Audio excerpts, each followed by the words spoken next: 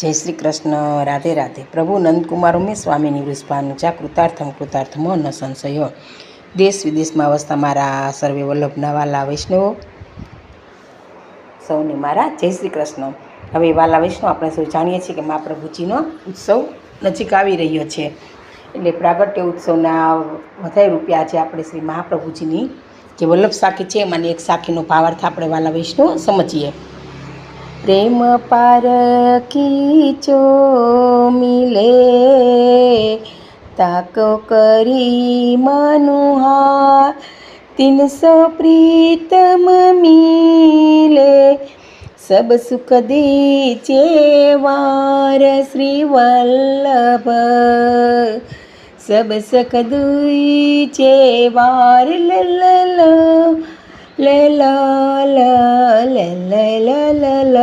હવે આ સાખીને આપણે વાલા વૈષ્ણવ ભાવાર્થ જોઈએ કે જેમણે યુગલ સ્વરૂપના પ્રેમને પારખી લીધો છે તે તેવા ભગવતીએ મળી જાય તો તેમને ખૂબ મનોહાર કરવી, એટલે કે તેમનો દાસભાવથી દીન થઈને પ્રભુ પ્રાપ્તિ અર્થે સંગ કરતાં કરતાં તેઓ પ્રસન્ન થાય તેમ વર્તું. એટલે વાલા વૈષ્ણવ, જો આપણે અતિ દીનતાપૂર્વક ભગવતીએ કોઈ મળી જાય આવા પ્રેમ પાખીવાળા, તો એનો ખૂબ મનોહાર કરે, એટલે કે ખૂબ તેનું સ્વાગત કરવું, તેની આગતા સ્વાગતા કરવી, તે વૈષ્ણવ રાજી થાય પ્રસન્ન થાય તે માટે ખૂબ જ બધા પ્રયત્ન કરવા જોઈએ.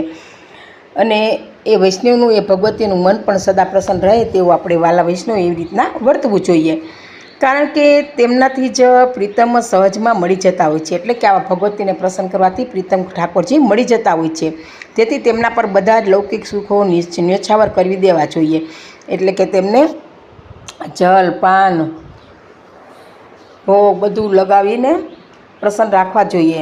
અને આવા ભગવતીના સંગમાં દાસભાવ દીનતા ન હોય તો તે સંગ નિષ્ફળ જાય છે. એટલે હું કરું છું તો એવો અહંકાર ન હોવો જોઈએ, અને હું મોટો છું છતાંય કરું છું એવો મોટાઈનો ભાવ પણ ન હોય, પરંતુ હું દાસ છું, આ ભગવતીથી નાનો છું, આ વૈષ્ણવથી નાનો છું, એવી દીનભાવ દાસભાવ રાખીને જ સેવા કરવી જોઈએ, નહીંતર તો તે સંગ પણ આપણો નિષ્ફળ જાય છે. અથવા તો કિંચિત માત્ર લાભ પ્રાપ્ત થઈ શકે છે, પણ પૂરો લાભ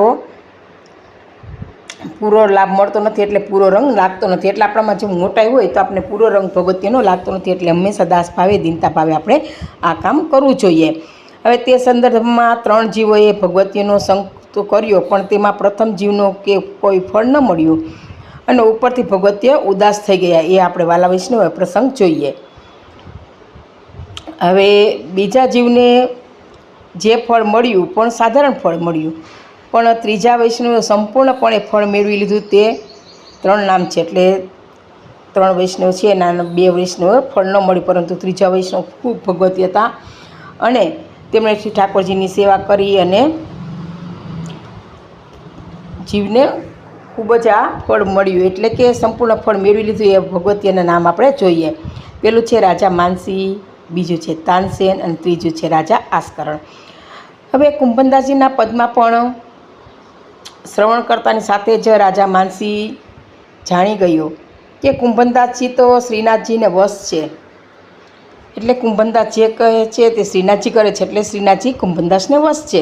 તેથી તેમની પાસે તો આવી પહોંચ્યા, પણ તેમનામાં દાસભાવ ન હતો અને દીનતા ન હતી. એટલે કે રાજા માનસીને થોડી મોટાઈ હતી, કારણ કે રાજા હોવાથી થોડી મોટાઈ હતી, એટલે પૂરી દીનતા ન આવી. હવે તેથી અહંકારયુક્ત મનોહાર કરવા લાગ્યા, જેમાં રત્નજડિત અરીસો પણ આપવા લાગી. એટલે કુંભનદાસને કહે છે, તમારે જોવા માટે તમે પાણીના આરસી બનાવો છો, પરંતુ હું તમારા માટે સોનાનું દર્પણ લઈ આવી છું. તો આમાં એનું અહંકાર દેખાય છે.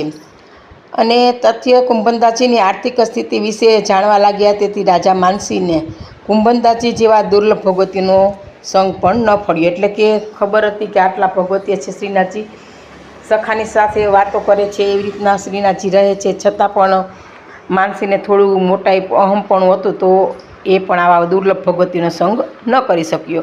એટલું જ નહીં, તેમની કોઈ પણ વસ્તુ સ્વીકારવાની ના કુંભનદાસે પાડી, અને ઉપરાંત ફરીવાર ન આવવા વિનંતી પણ કરી દીધી, કારણ કે કુંભનદાસ ખૂબ ભગવતી હતા.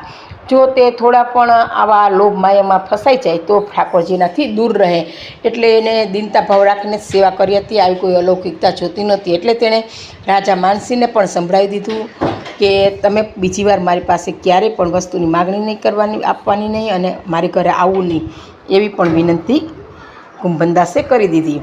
હવે બીજો પ્રસંગ છે કે તાનસેનજીનો, જે 252માં 113માં વૈષ્ણવમાં આવે છે કે તાનસેને સરસ્વતીજીની આરાધના કરીને વરદાન પ્રાપ્ત કર્યા હતા, પરંતુ સૌ કોઈ તેનાથી પ્રભાવિત હતા અને તેમના ગાયનથી તો હરણ પણ ખેંચાઈને આવતા, કારણ કે તાનસેનનો તાલ એટલો હતો કે બધા એના સંગીતના સૂરમાં ખેંચાઈ જતા, હરણ પણ આવી જતા. આવી જાત બાદશાહ તે પરત થઈ અને દરબારમાં એને સ્થાન તાનસેનને આપ્યું હતું. તેથી જગત પ્રસિદ્ધ તો થઈ ગયા હતા. હવે જો રાજાએ માન આપી એટલે જગમાં પ્રસિદ્ધ થઈ ગયા હતા. પરંતુ જ્યારે શ્રી ગુસાઈજીનો મહિમા જાણી સામેથી શ્રી ગુસાઈજી પાસે આવ્યા, તો મૂળમાં લલિતા જેઓ આ તાનસેન છે લીલાના જીવ છે, એટલે ત્યારે શ્રી ગુસાઈજીની આજ્ઞા થઈ કે તાનસેન કંઈક ગાઈને સંભળાવો. ત્યારે તાનસેને પોતાની પ્રસિદ્ધિને લગતું કીર્તન ગાયું. તેમાં ગાયું તેનો અનુવાદ, એટલે ઠાકોરજીની લીલાના બદલે પોતાની પ્રસિદ્ધિ થાય એવું એને ગાયન ગાયું કે મારા સ્વરથી તો હરણ પણ ખેંચાઈને આવી જાય છે, મેઘ વરસવા લાગે છે, મને તો સરસ્વતીજીએ પ્રગટ થઈને વરદાન આપેલું છે. આવી રીતે પોતાની પ્રસિદ્ધિ માટેનું એવું ગાયું કે હરણ પણ ખેંચાઈને આવે છે અને બધા મારા સંગીતને વશ છે. હવે એને છેલ્લે ગાયું કહે કે મિયા તાનસેન સુનેરે સુની જાત સબ સુનિયન કે પાયત પરે. ત્યારે તે બાદશાહના દરબારના ગવૈયાની હેસિયત મુજબ 500 રૂપિયા આપ્યા. તેની પણ કોડી મૂકી. ત્યારે તાનસેનનું દુઃખ થયું કે પૂછ્યું કે કોડી કેમ? ત્યારે શ્રી ગુસાઈજીએ કહ્યું કે 500 રૂપિયા આપ્યા તે તું બાદશાહનો ગવૈયો છે તે હેસિયતથી આપ્યા છે, પણ તારી વાણીની શબ્દોની કિંમત તો આ કોડી જ છે. એટલે કે તે પ્રસિદ્ધિ માટે કીર્તન ગાયું હતું, તે ભગવાન માટે ન ગાયું. એટલે શ્રી ગુસાઈજી કહે છે કે આ તારા સ્વરની આટલી જ કિંમત છે, તારી વાણીની તો થોડી પણ કોડી જેટલી કિંમત નથી. આવી રીતે ગુસાઈજી બાદશાહને કહે છે. હવે ત્યારે શ્રી ગુસાઈજીએ મલકાઈને ગોવિંદ સ્વામીને આજ્ઞા કરી કે કંઈક ગાઓ. હવે જો વાલા વૈષ્ણવ બંનેનો ભેદ જોજો, તાનસેન જે ગાય છે તે અને ગોવિંદ સ્વામી.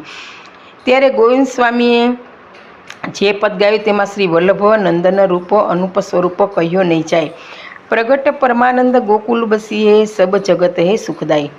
આ રીતે શ્રી ગોપીનાથજીનું ગોકુલ શ્રી વલ્લભ નંદનનું પદ ગાયું. ભક્તિ મુક્તિ દેત સબન કો નિજ જન પે, કૃપા પ્રેમ પરખત અધિકાય, સુખમાં સુખરૂપ સુખદેક રસના કાલે બરસે, ગોવિંદ પ્રભુ બલી બલી જાય.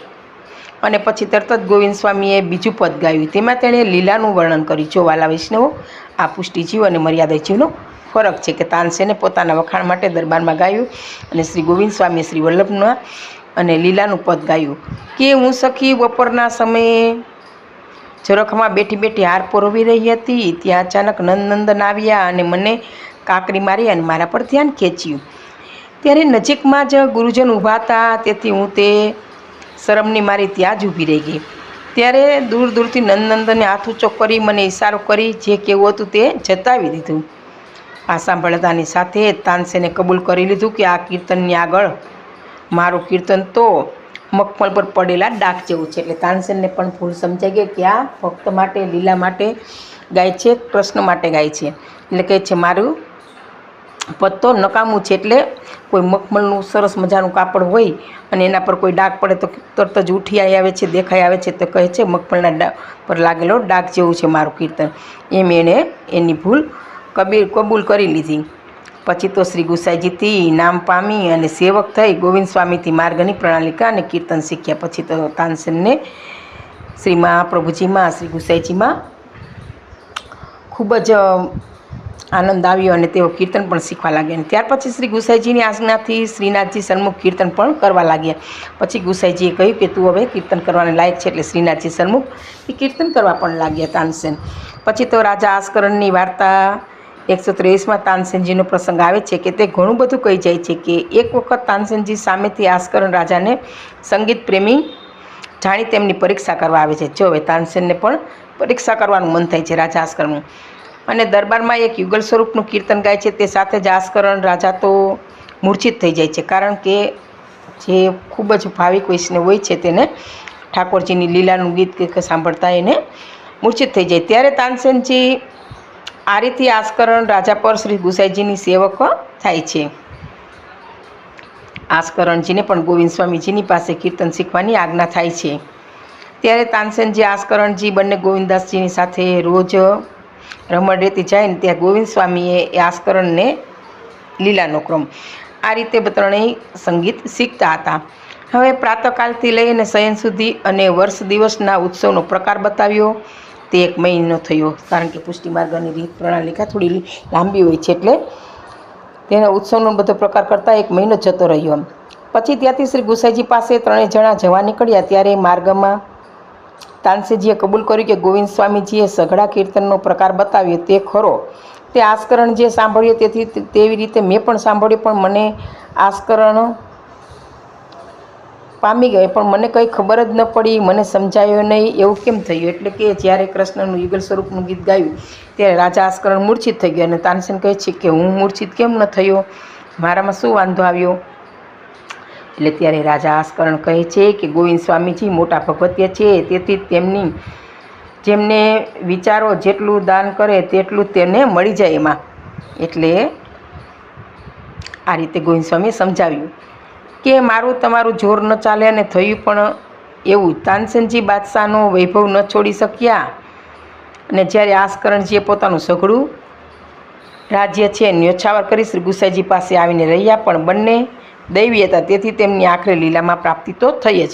કારણ કે તાનસેન તો રાજાનો બાદશાહનો વૈભવ એટલો હતો તે છોડી નથી શક્યા, પરંતુ આસ્કરણે તો ખૂબ જ લીલામાં એને રસ હતો, એટલે તેની લીલામાં પ્રાપ્તિ થઈ. તેથી જ શ્રી હરિરાયજી પણ ગાયું છે કે પ્રેમ પારખી જો મિલે તાકી કરું મનુઆ 300 પ્રીતમ મિલે સબ સુખ દીજે વાર શ્રી વલ્લભ સબ સુખ દીજે વાર લ. જો આવા પરમ ભગવતીઓનો આપણે મનોહાર કરીએ તો આપણે બધું જ સુખ મળે છે, ને ઠાકોરજી સદાય આપણી પર પ્રસન્ન થાય છે. આ રીતે આ પુષ્ટિ માર્ગની પ્રણાલિકા એ શીખવી કે વૈષ્ણવોએ સાચા ભગવતીઓનું આપણે આગતા સાગતા ખૂબ જ કરવી જોઈએ. તો વાલા વૈષ્ણવ, આ પ્રસંગ મારો પૂરો થાય છે, અને આજનો પ્રસંગ શ્રી વલ્લભ મહાપ્રભુના ચરણોમાં અર્પિત કરું છું. અને આ પ્રસંગ કહેવામાં કંઈ મારી ભૂલ રહી ગઈ હોય તો વાલા વૈષ્ણવો પુષ્ટિદાસને ક્ષમા કરશો જી. સર્વે વાલા વૈષ્ણવને જય શ્રી કૃષ્ણ, જય શ્રી કૃષ્ણ.